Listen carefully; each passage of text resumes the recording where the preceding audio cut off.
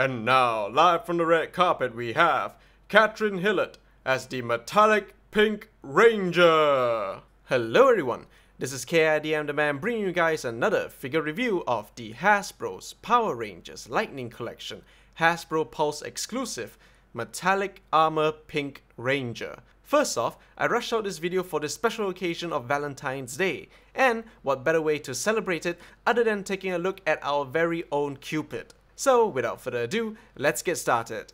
The Metallic Pink Ranger debuted in Season 3 of the Mighty Morphin Power Rangers series. I don't remember much of that season, but it apparently was a power-up form against a new villain known as Master Vile.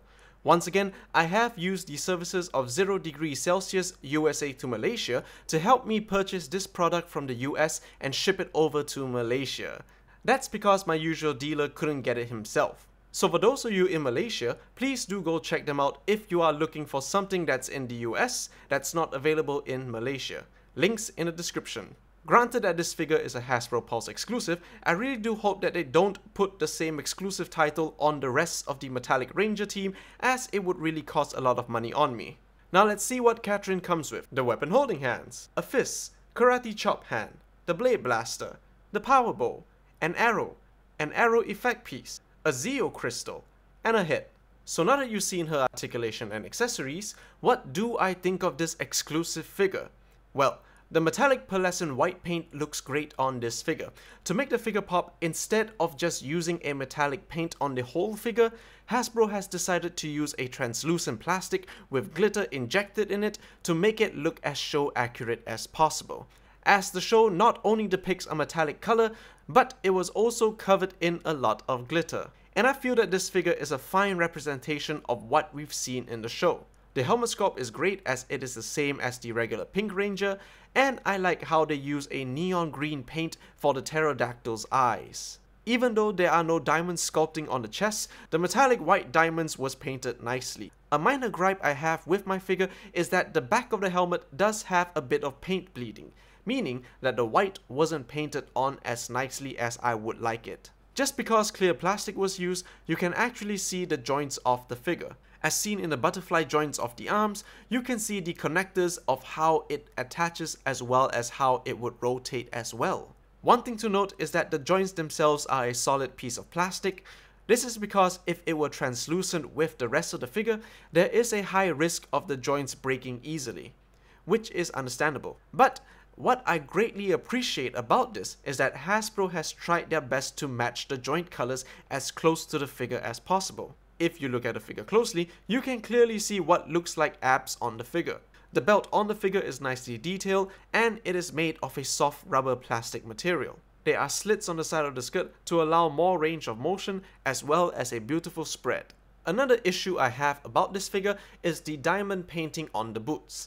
Because there isn't any sculpting on them, I kind of feel that the diamonds are a bit off-centered. This kinda bums me out a little bit, but at least I don't have a fetish to notice the error too often enough that it would bother me. Well, at least the diamonds on the forearms are nicely painted on, so that's a plus. The blade blaster comes in a red plastic with metallic silver paint.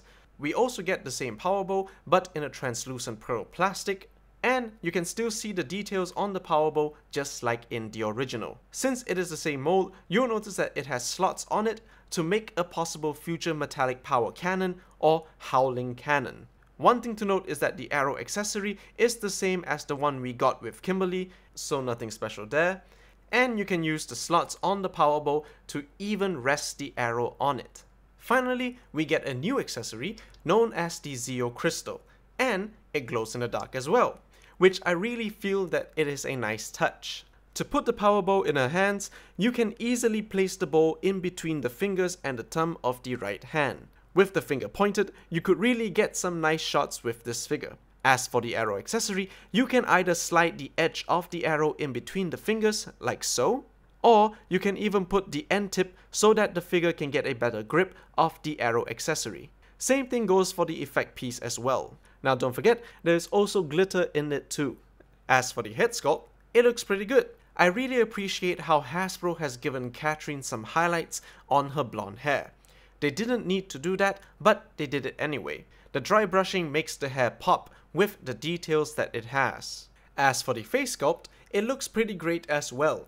They captured the eyebrows, the blue eyes, the lips, as well as the teeth. One thing I have noticed is that with the way how the mouth is sculpted, it does give off various vibes depending on how you look at it. In terms of size comparisons, here she is next to the original Pink Ranger Kimberly, every boy and girl's first TV crush. The previously reviewed figurized standard magenta colored Kamen Rider Decade, and finally another Katherine figure from the Legacy Collection Zeo Pink Ranger. Since all the female heads are swappable, you can also place Kimberly's head on the metallic Ranger's body as well. So all in all, I feel that this figure is awesome. I love the idea of how Hasbro has found a way to introduce new head sculpts of the other Mighty Morphin Rangers with this metallic Ranger line. This way, we can get an Aisha head sculpt without having the need to get a duplicate figure of the Mighty Morphin Yellow. In closing, this figure is pretty good. Emphasis on the pretty. Now, I have to ask you, can you spot her on the shelf?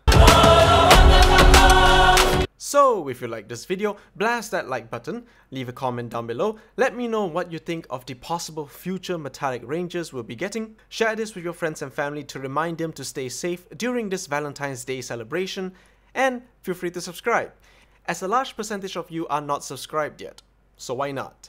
This is KID and the Man wishing all of you a happy Valentine's Day, and I'll see you guys next time.